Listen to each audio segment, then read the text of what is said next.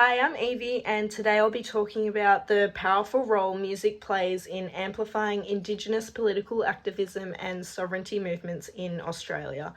Music has been more than just a source of enjoyment. For Indigenous Australians, it has deep social, spiritual, and political significance. It acts as a tool for storytelling, cultural expression, and crucially, political resistance. Indigenous musicians like Yothu Yindi, No Fixed Address, and Warumpi Band have used their platforms to address issues such as land rights, cultural preservation, and the fight for political sovereignty. In this presentation, I'll explore how music serves as a form of resistance, cultural revival, and community solidarity in the broader struggle for Indigenous rights in Australia. Indigenous music has long been intertwined with resistance against colonial structures. According to Dunbar, Hall and Gibson, music serves as a crucial medium for Indigenous communities to assert their identities and fight systemic oppression. Their research outlines how Aboriginal music, both traditional and contemporary, becomes a platform for political activism. It gives a voice to those often marginalised, enabling Indigenous people to express their experiences and push for social justice.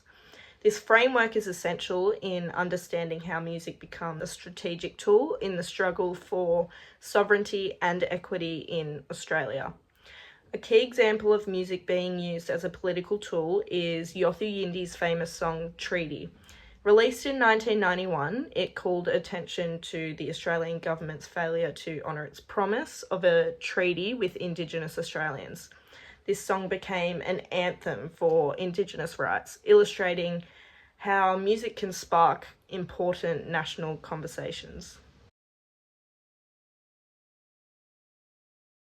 McKinnon deepens the argument by highlighting music's role as a space of resistance. Music provides Indigenous Australians with a medium to assert their cultural identities and challenge ongoing forms of oppression. Through case studies, McKinnon emphasises that music has been integral in preventing cultural erasure and fighting for sovereignty. By keeping cultural traditions alive through song and performance, Indigenous artists resist the colonising forces that seek to undermine their history and their rights. The Warumpi Band, for instance, used their music to highlight social injustices faced by Indigenous communities. Their song Black Fella, White Fella spoke to the racial divide in Australia and the need for unity, demonstrating music's ability to communicate pressing political issues to both Indigenous and non-Indigenous audiences. The conversation around Indigenous music today wouldn't be complete without discussing the rise of Indigenous hip-hop. Clapham and Kelly argue that hip-hop has become an increasingly significant tool in political expression for younger generations. The genre allows Indigenous youth to express their experiences of resistance, identity, and injustice in a way that resonates with both local and global audiences. Hip-hop artists like Baker Boy have garnered attention not just for their music, but for incorporating Indigenous languages and narratives into their songs.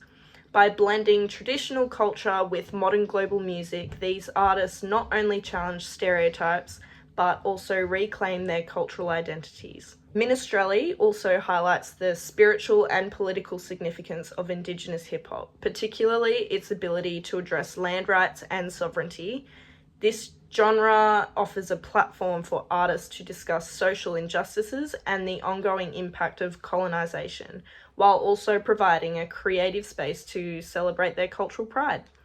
Hip-hop's appeal to younger generations makes it a crucial part of today's sovereignty movements. In conclusion, music plays a vital role in amplifying Indigenous political activism and sovereignty movements in Australia. It serves as a means for Indigenous Australians to express cultural pride, resist colonisation, and also advocate for their rights. From Yothu Yindi's Treaty to the rise of Indigenous hip-hop, music continues to provide a powerful platform for activism.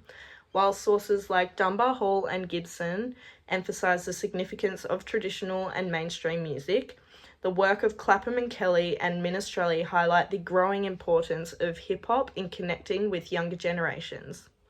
The future of Indigenous activism in music lies in exploring more diverse genres and lesser-known artists as they continue to challenge systemic oppression and also amplify the call for justice and sovereignty in Australia.